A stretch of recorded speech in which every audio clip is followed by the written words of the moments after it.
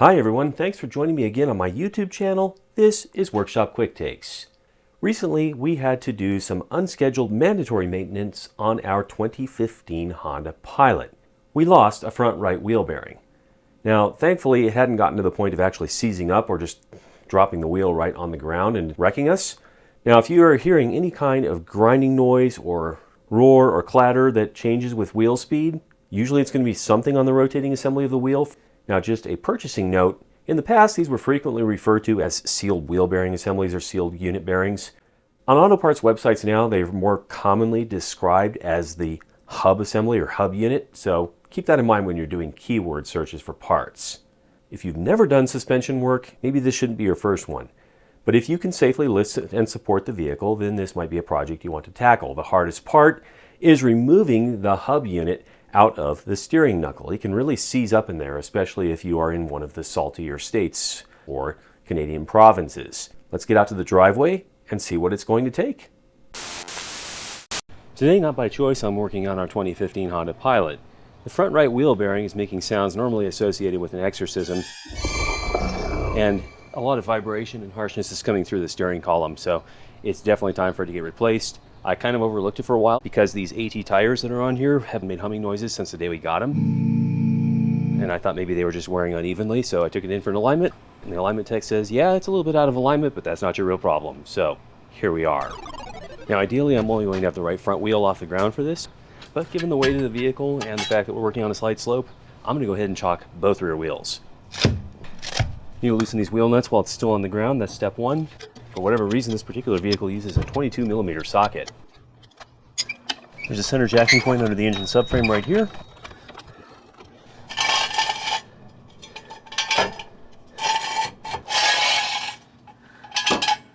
Okay, let's see if that holds. Looks like.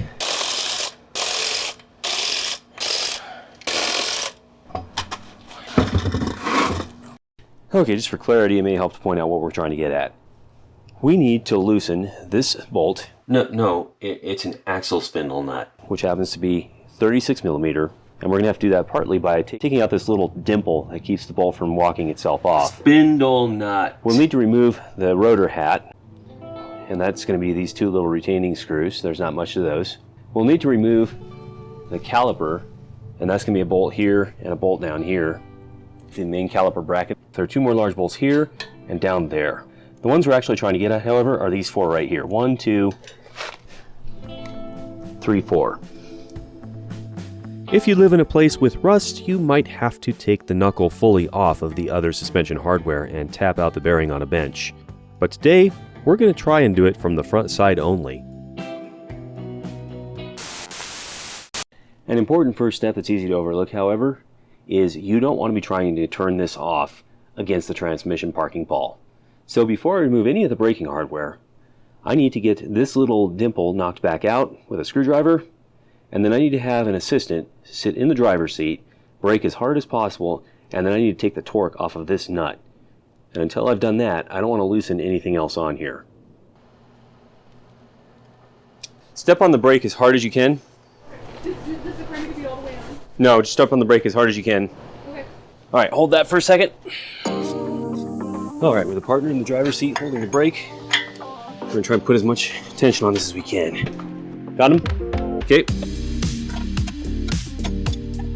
A couple safety notes are in order. First, when a helper is entering or exiting the vehicle, it's obviously a good idea not to be under it, just in case it shifts. Second, since somebody will mention it, yes, in the driveway, you can torque off an axle spindle nut using the engine, and people usually do that, assuming a standard right-hand thread by bracing the breaker bar on the ground to the right-hand side, which means driving forward for the passenger side or driving in reverse for the driver's side and letting the engine torque spin the thing off. Here's the problem. That's not very stable, and it could throw the socket or the bar if you're not careful. So we'll do it the old-fashioned way, using grunt work, penetrating oil, and heat.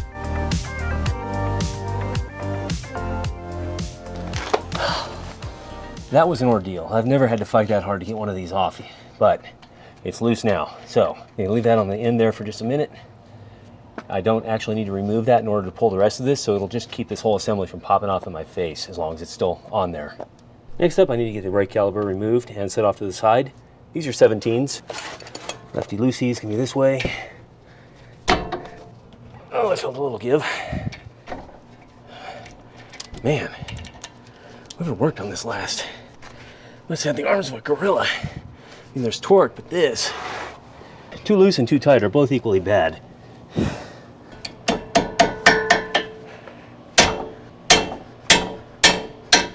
Oh, man.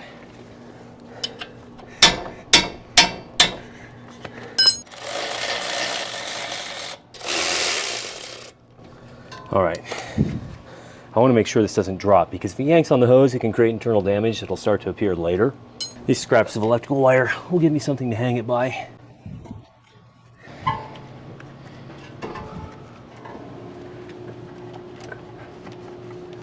That should spend the remainder of our work time just hanging there. These here appear to be 19s. I think I'll get ahead of the curve and just start beating on them.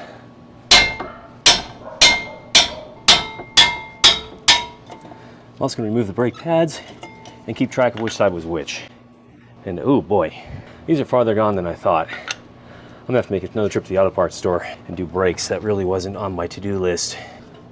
One thing I do like about Honda brakes is the fact that the floating pins are a separate assembly from the bolt. Even on some of the older Civics, small Toyotas, and they don't do that. A lot of times the entire bolt was just the floating pin. That's a little gooey though, so I'll probably go ahead and end up just purging that and re-lubing it. We're now ready to remove the disc brake top hat assembly here. We've tapped these out to try and lock them in. Sort of worked. Not really necessary though, because once the wheel's on, it can't pop out, and it's just a retainer anyway.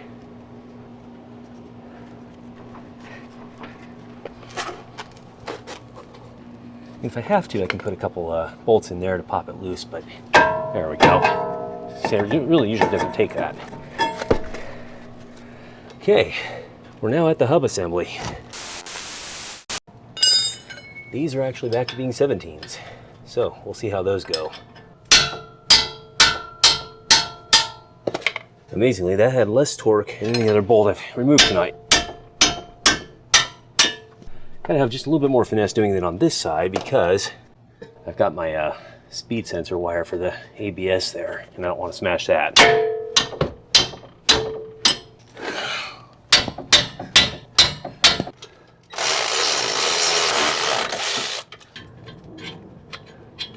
Well, that bolt isn't technically meant to remove if the axle is still connected, but whatever.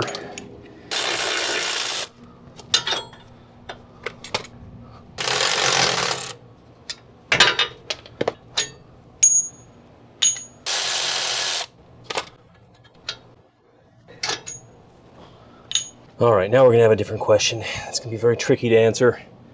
Can we pull this out without disconnecting the entire arm here?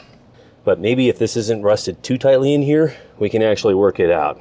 We already know the bearing in here is shot, so we don't have to worry about causing any damage to this. Got that going for us, which is nice. There's a couple things you can try, including just a lot of heat and a lot of banging around. But first of all, before continuing down that road, you finish getting this off. There it is. Next of all, I could try using a couple pusher bolts, but these are too long to get in there, so I'm gonna have to cut off a decent amount of them in order to do that. But I think if I go one on one side and one on the other, I might have to turn that a little bit, but there's a chance I could start pushing it out. But I'm gonna have to cut off almost half of it, which is gonna be interesting.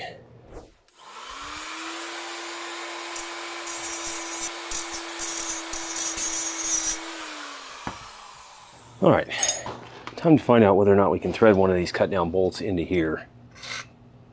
Not 100% sure if this is going to work, but I got one started back here.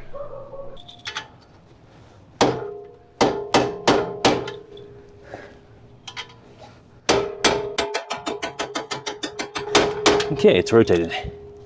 That's a good start. And now I'm going to try starting the second one up here. I'm going to first put this little tiny nut in there and push that to back to give me a bit of a spacer. And then, since that goes almost to the floor, I should get just enough pressure on there to try and push the hub away.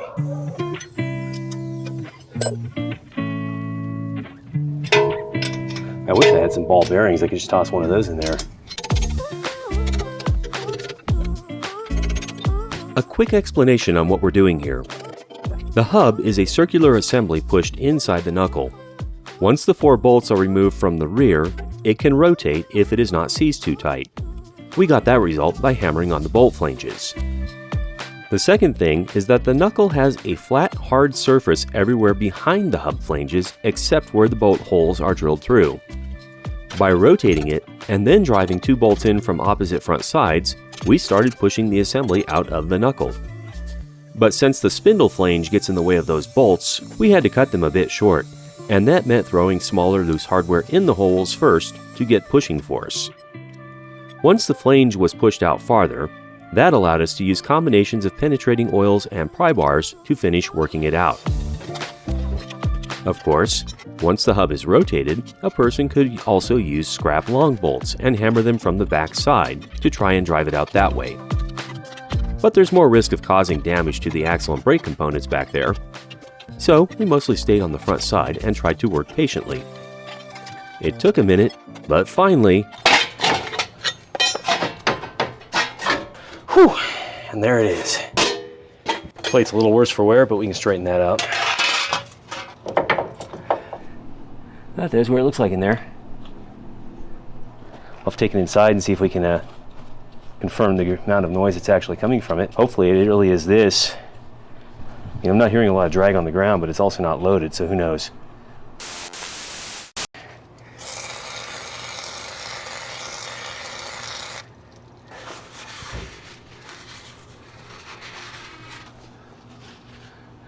I can see some pitting and galling in there. Might not be a bad idea to take a little sandpaper and just clean that.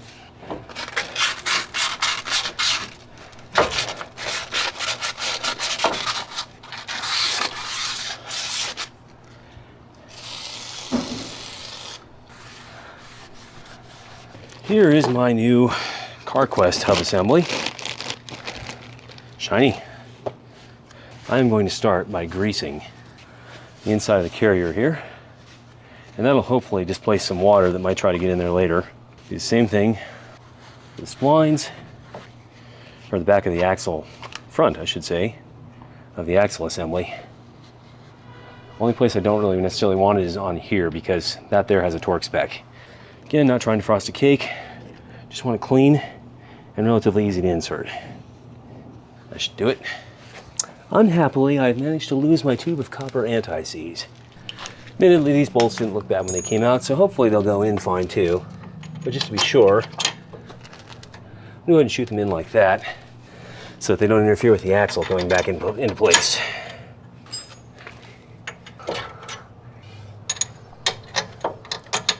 Now, just need to get this lined up. The splines in line with the hub carrier.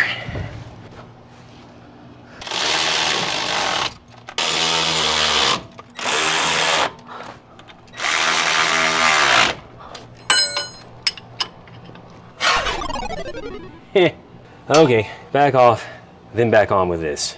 It's only a dust shield, but it still needs to be there. Okay, took a quick break off camera to get that repositioned. Now I just need to get it tightened back into place.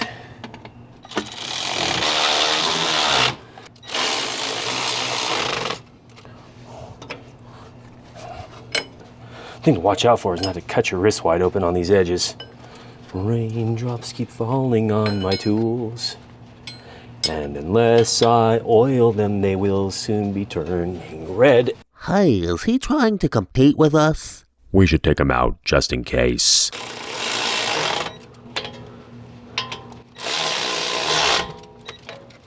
Well, I could try to find a torque wrench, or just give them the same torque spec they had when I found them. About 4 hits. Okay, just to be clear, here at Chez Venant, we have done a lot of hub assemblies and other suspension work, and we're pretty convinced that this would work. You really should, however, get a torque wrench and make sure everything's tightened up the way it should be. Not tight enough, it can loosen up. Too tight, it can fracture and break. That's the risk you're taking if you imitate these methods. Get the torque wrench and do it right.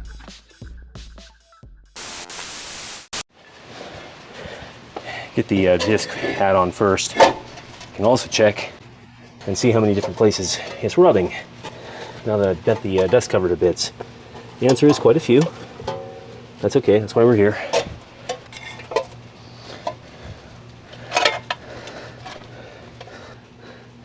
Remember, if you don't do this now, you'll hear a continuous squeal while driving and have to come back and do it later because it will drive you mad.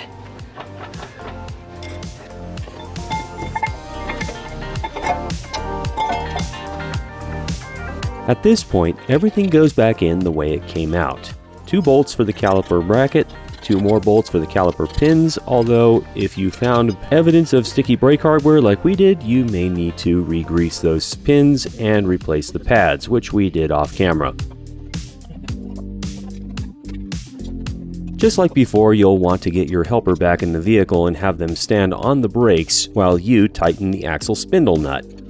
Of course, you'll want to gently pump the brakes a few times to make sure the calipers go back to a proper resting position before you do that. Okay, torque on the spindle nut is supposedly between 250 foot-pounds. The torque wrench only goes to about 150 foot-pounds, but I should be able to at least make that and then hopefully tighten it further.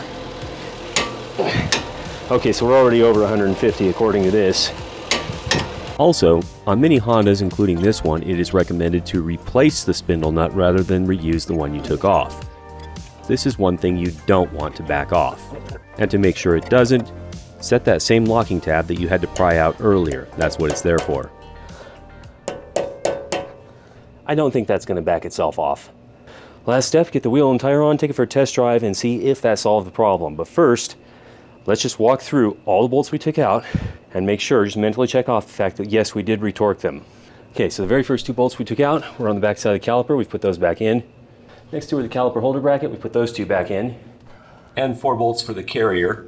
2 screws securing the top hat, not critical, but we did put those back in. And 1 main bolt. Spindle nut. Securing the axle. Back in, and as far as we can tell, torqued to somewhere well over 200 foot-pounds, probably over 250. Let's get our stuff picked up and put the wheel back on, and then call it an evening, hopefully.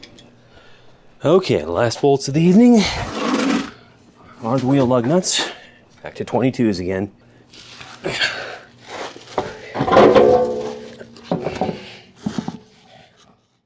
Well, just for fun, I went ahead and shot it full of brake cleaner to take some of the grease out and see how the responds, and this part's really revealing. Ooh, yeah. There's some worn or flat spots on those ball bearings in there. So it'll turn a few times fine. Oh, right there. It caught.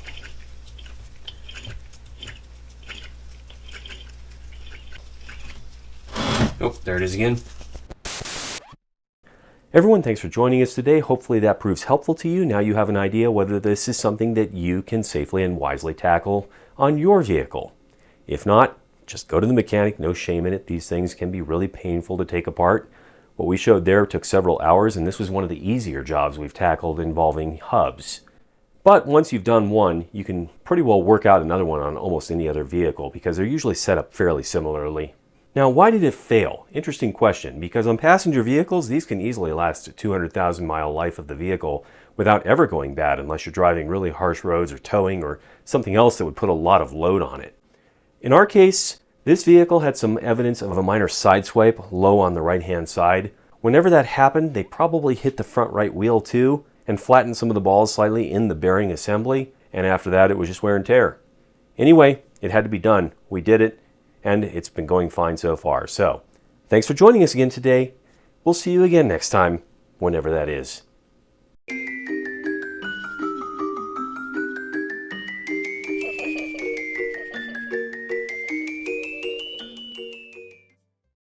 Has anyone seen my phone?